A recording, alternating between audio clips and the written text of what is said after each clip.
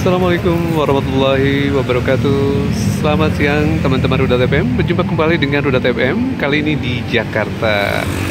Hari ini hari Rabu tanggal 16 Oktober 2024 sekitar pukul 14.30.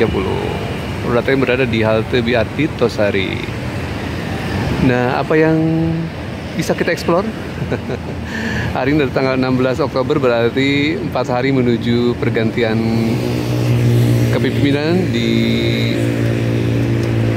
puncak kepemimpinan RI, yaitu Presiden Republik Indonesia dan Wakil Presiden RI yang akan kabarnya dilantik pada tanggal 20 Oktober 2024.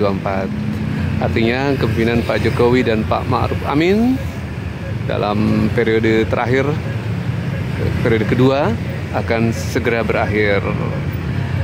Apa portofolio Pak Jokowi di 10 tahun terakhir?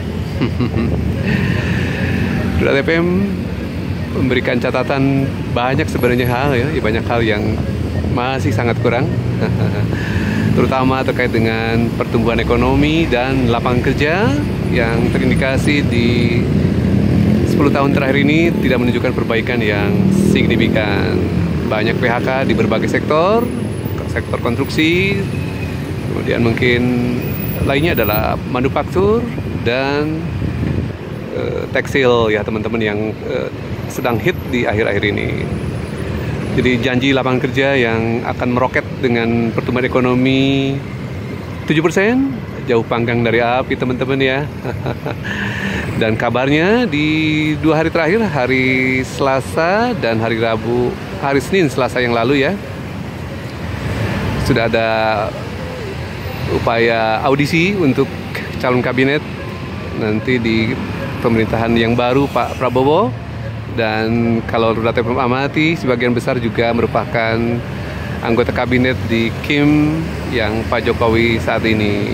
Jadi ada harapan untuk perbaikan di 2024-2029. Ya, begitulah kondisinya saat ini teman-teman. Ekonomi menjadi bagian penting dari sebuah keberhasilan, namun nyatanya jauh panggang dari api apa yang dijanjikan dan apa yang direalisasikan. Lebih banyak kemerosotan ekonomi ya di akhir-akhir ini.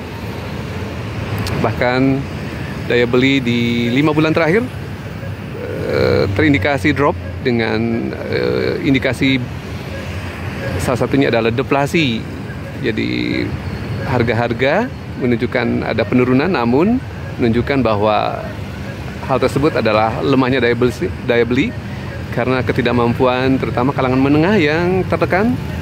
Bahkan ada sekitar 9 juta sekian atau sekitar 10 juta kalangan menengah turun kasta ya.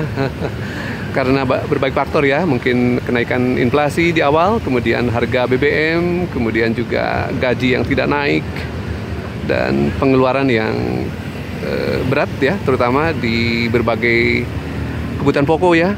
Sembako yang silih berganti naik, ada minyak goreng gitu ya, kemudian ada beras yang memukul daya beli masyarakat di tengah tidak adanya kenaikan gaji ya. Jadi banyak beban hidup menghantam kalangan menengah sehingga menyebabkan mereka turun kasta. Semoga saja ya, harapan tetap ada ya, semoga di tahun 2024-2029 ini perubahan Indonesia menjadi lebih baik ya. Jadi janji-janji yang ditawarkan pada Pilpres terutama untuk kesejahteraan semoga saja bisa dipenuhi. Dan di 10 tahun terakhir Pak Jokowi, kalau menurut Rudat FM menilai rapornya merah ya dalam berbagai sektor tentunya, terutama Rudat FM menyoroti terkait dengan kinerja ekonomi ya. Nah, yang menjadi masalah adalah dikabarkan di kabinet baru kementeriannya akan bertambah banyak, sementara tekanan terhadap APBN juga sudah cukup berat untuk pembayaran bunga jatuh tempo dan pokok yang akan kurang lebih 1.350 triliun di APBN 2025 akan masuk ke pembayaran bunga dan pokok. Wah, sangat berat ya. Sudah mengambil 37% dari APBN untuk utang. Bagaimana yang lainnya? Pengeluaran pemerintah untuk kementerian dan lembaga juga sangat besar. Jadi untuk pembangunan ya kita bisa nilai sendiri ya berapa persen yang bisa diefektif untuk jadikan modal untuk meningkatkan ekonomi atau pertumbuhan. Oke teman-teman, Data melaporkan dari Jakarta tanggal 16 Oktober 2024 terkait dengan adanya nanti perubahan kepemimpinan di 20 Oktober yang akan datang ya. Presiden baru dan wakilnya dilantik di gedung MPR DPR RI.